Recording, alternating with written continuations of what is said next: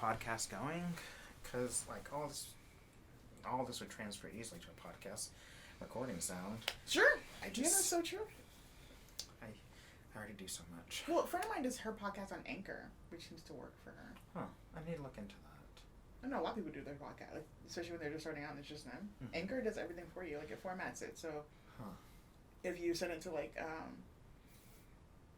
whatever platform you want to use it on, you know, Apple Podcasts, Spotify, whatever, it formats it for you. And you can also get, like, sponsors. Like, when I was talking to her 2 months ago, she'd already made $2.50 off of her podcast. What? Okay, all right. But their podcast is niche. So they're both queer. Uh-huh. And it's a bookstagram. So they're from the bookstagram community. They became friends. So they're doing a queer podcast talking about books, which apparently did not exist before.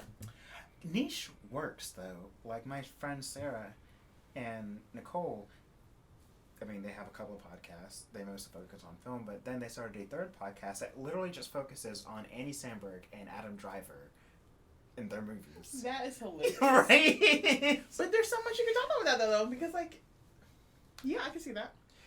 Welcome. Thank you for joining us again as we do another episode with my dear friend Ngazi. We were just talking... Look, we've been talking about politics all evening, recording all these episodes. But thank you for joining us for part 6. And we were just talking about podcasts. We're going to continue this discussion about government. Wow, so, what tangent did we get off on? We were just talking about how much we believe in government. Right. That's the thing. When it's constructive criticism and offering, like, here's how I think we can do it better. Right. And you know, it's funny because every election cycle I forget how much I really like history. Right. It's another form of storytelling. Yes. You know? So I think about, like, I really liked learning about the Revolutionary War. I loved learning about the Civil War and World War II because to me those are two very emotionally charged times in American history. And in World War II, especially world history with, like, oh my God, child, they were doing a lot. Doing a lot. But when I think about the formation of our government, we gonna talk about how these folks were young. Thomas Jefferson was like 26, 27 when he wrote this Declaration of Independence. What? So that's what I did not realize, even after we all watched Hamilton. Well, I did not watch it. You didn't make it through. No. But then a couple months later, I was just doing a little research and being like, whoa, yo, these people are in their 20s and they did what? You made a whole government. You basically just threw a young 20s tantrum and said, I don't want to do this. I want to be a libertarian, so I'm going to go for my own government. Get out of here. We're going to do our own stuff. But they basically said, this ain't it. Right. And they took because people forget, they did not originally sign up to leave England. They first said Benjamin Franklin to be like, hey, we don't like when you do this. Right. And the king said, I don't care. So they said, okay, well, we got to go. Right. Because we can't do this. It's interesting we bring this up because I was reading the English side of how they teach this history, and I imagine they don't tell it the same way we do. They're like, so there's these belligerents, and y'all are making, like, the English out to be this big enemy, but we were just... Look, we just paid for that 20 years war with France and all the Indians and stuff, and we're like, don't go past this line. And you're like, we're going to go past this line and expand beyond that. And it's like, no, our treaty was with the different Indian nations of don't go past this line. So there was a whole lot of temper tantrums being thrown. We're going to leave. We're going to blow the line up. Right. And that's the thing. People, they disagreed on how to govern themselves. Right. And even within the formation of America. Breaking treaties. But it wasn't even just that, right? So we have all the people who came here. Mm-hmm. So the Puritans came over here and wanted to do their own thing. That didn't work out. 13 different colonies, 13 different ways I wanted to do things. Governing. Including the southern states are like, we need slaves. Right. Get it together. But again, I think we overlooked that because we jumped to the United States of America. We were not so united. Even after the country formed, there was the Whiskey Rebellion. There were so many rebellions. They're like, can we even make it? Like, let's just end this experiment now. Right. And that's the thing too, that we were always on the brink of this experiment ending, and yet we have always been able to persevere. And I know everyone's always like, the American experiment has failed. Where do you get that from? This chemical reaction is still going. Like, and I'm like, this is where people get very immature, and they forget we didn't wake up like this. And a lot of the stuff I think that we're seeing now are really chickens come to roost from before. yes. I told a friend a couple of weeks ago, America was planted with the seed of white supremacy, and that seed was watered with the blood of black and brown people. And you are literally now seeing, one, the fruits of that tree coming up, and people raising up to be like, this fruit is spoiled. We don't So like spoiled. it. And it started with so much compromise, with the 3/5 compromise, going down to after the Civil War ended, and like, all right, Reconstruction's over, and the way Reconstruction is over is cool. We'll look the other way south. Yeah. Do your Jim Crow laws. Then KKK and all that, and homegrown terrorists. Right. To so much compromise of just like, we gonna pass the buck. And that's the thing. I don't trust him. Right. Scared me. But also, and that's the thing, because a lot of people were upset with, who wrote Hamilton? Lin-Manuel Miranda. Oh. Now, it's interesting, because when Hamilton first came out, everyone loved Hamilton. So much. Yeah, thank you for bringing history to the forefront. They turned on him so quickly. And it's like, that wasn't historically accurate. It was like, no, I'm an artist. Right, I'm like, that was a musical. The man wasn't trying to make a historical. Where were y'all getting this from? When did y'all think The Little Mermaid was a historical document? And I'm like, but it's interesting because everyone was like, well, why didn't he talk about the slavery? Because he wasn't telling a story about slavery. Right. He wasn't telling a story about slave masters. Sit down. Like, you don't go to Les Mis and you're like, let's talk about Marie Antoinette. It's like, that story is not about Marie Antoinette. That's not what we're talking about. No. But what's interesting is that the play in and of itself is long as hell. And there was a lot that was left on the cutting room floor because there's a lot to tell here. And he made a decision on what he wanted to tell, and there's 2 cabinet battles in the actual play, or musical, where he makes, like, cutting comments about Thomas Jefferson's owning of slaves. But there's a 3rd cabinet battle that's on the mixtape that he actually stated he did not include because he realized that because of the conversation, there would be no point to include it. And what it is, it's a conversation between George Washington, Thomas Jefferson, James Madison, and Alexander Hamilton. And he raps about the compromise that they made about slavery. They made a constitutional, or I guess, Articles of Confederation to not discuss the ending of slavery until a certain time period. Oh, yeah. And then they made another compromise to not abolish slavery until a certain time. They kept kicking the can down the road about dealing with this because something else was always more pressing. They did. I do remember in AP history class, now that you bring all that up, the different compromises that led to later compromises. Where I think by the time that the compromise of 1850 came around, the Civil War should have happened then, and I think it kind of took place in Kansas, and then they were like, all right, that kind of settles it. Like, Kansas is such a weird state. That's why there's a whole book called What the Fuck is Wrong with Kansas? It's got a weird history.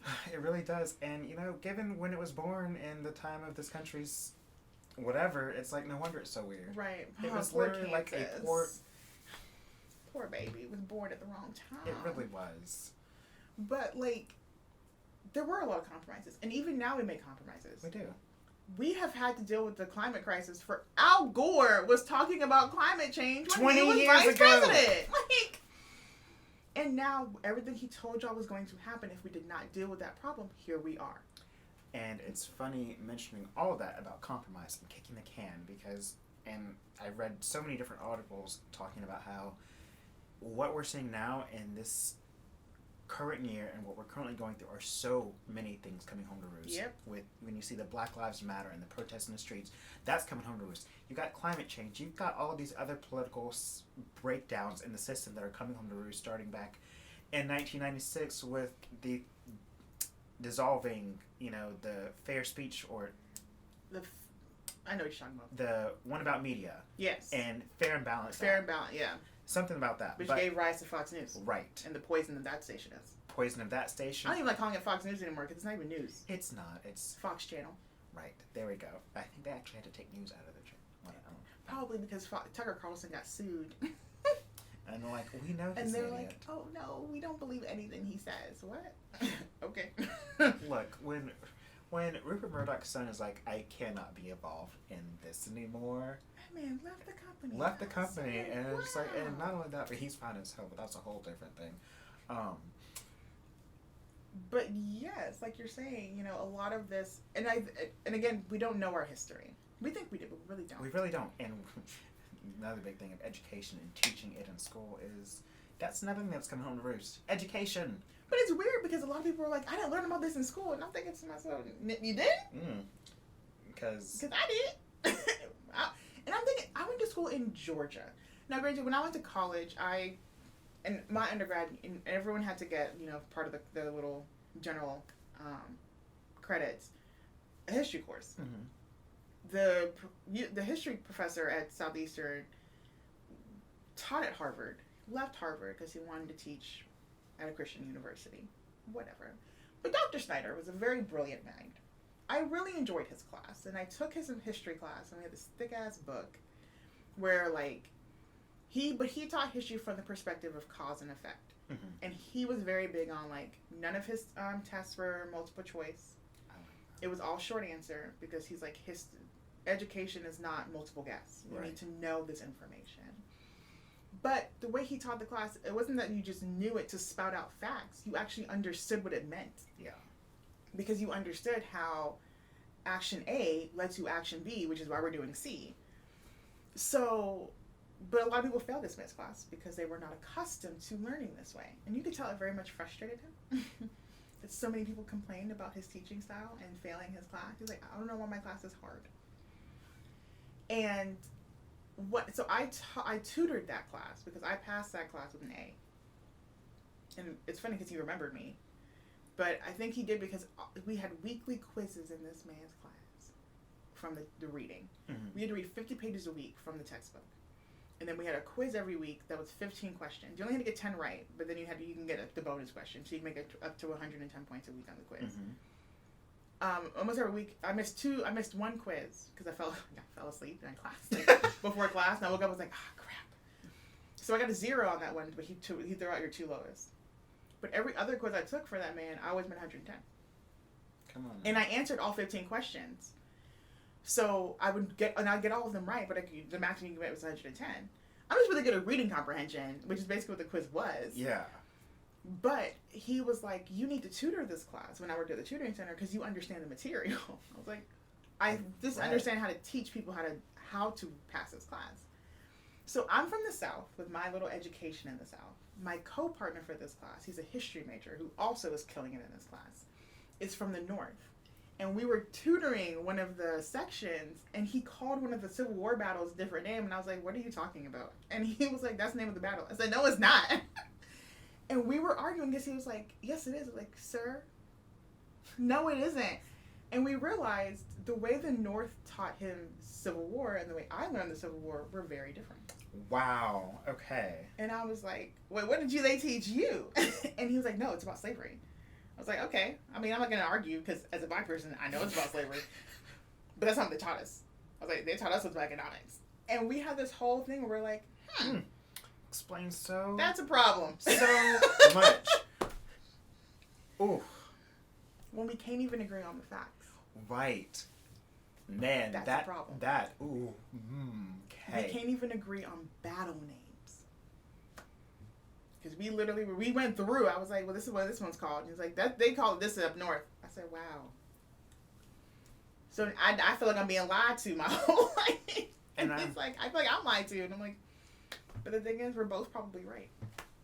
And it's, so I took AP US History, and so, like, there is a standardized teaching, because it's just basically, like, we're teaching for this test. So we do have to fill Georgia requirement, but it's like, we're teaching for this national test, and so, yeah, I would even thought about, like, not being taught the same thing. It was mind-blowing, because then we were like, I wonder what else in history we learned differently because of what our states wanted us to know. Pause right there, because this brings up a really interesting question of standardized learning throughout the country, but yet how to effectively do that. So keep that question in mind while we're just going to keep on talking. Tune in for the next part. I don't even know what number we're on now.